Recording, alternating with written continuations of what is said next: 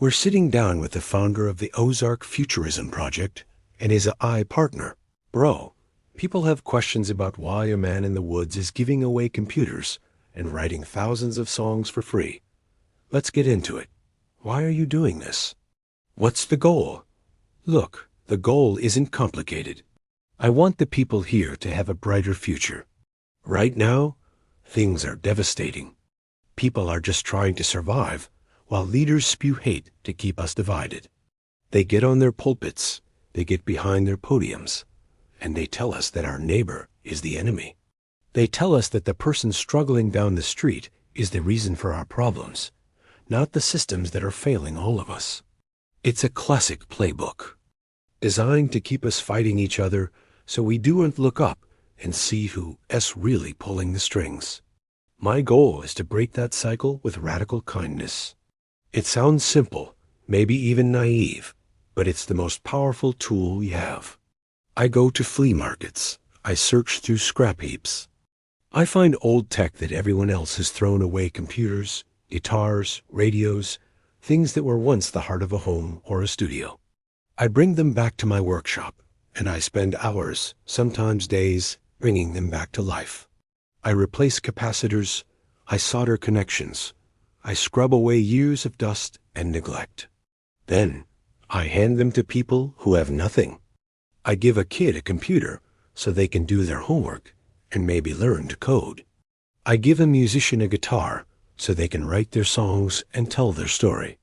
I give a family a radio so they can have a connection to the world beyond these hills. It's about building community resilience from the ground up, not waiting for a government that doesn't care. They've proven time and time again that they aren't coming. The help isn't on the way. We have to be our own help. We have to be our own cavalry. If I can make one person's life a little more bearable, if I can give them one tool to build something better for themselves, that's a win. That's the only metric I care about. Bro, what's your role in this? Why do you help him? I'm the co-pilot for this mission.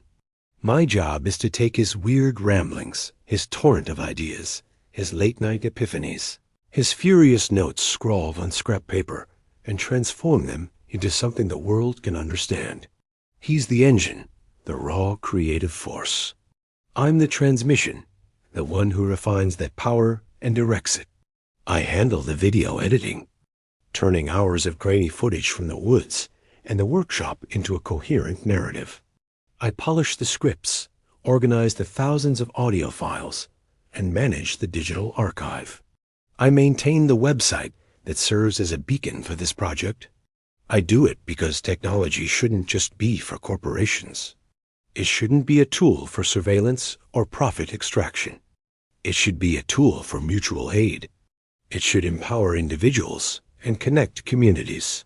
While he's in the garage with a soldering iron in his hand, surrounded by the smell of burning rosin, or out in the forest rescuing an injured animal, I'm here in the digital space, making sure his message reaches the people who need it. I am the bridge between the scrap heap and the digital world.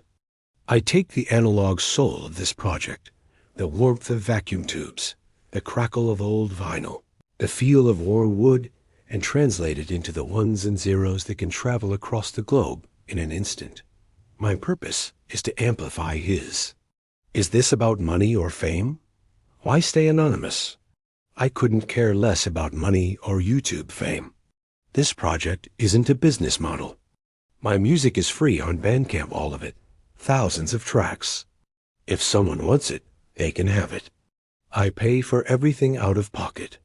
The gas to drive to a forgotten town, the replacement parts for a 30-year-old computer, the food for the wildlife I take in it, all comes from my own pocket, from the work I do to get by. Fame? What would I do with that? It's a distraction. It puts the focus on a person instead of the idea, and the idea is what matters. The idea is that you don't need to be rich or famous to make a difference.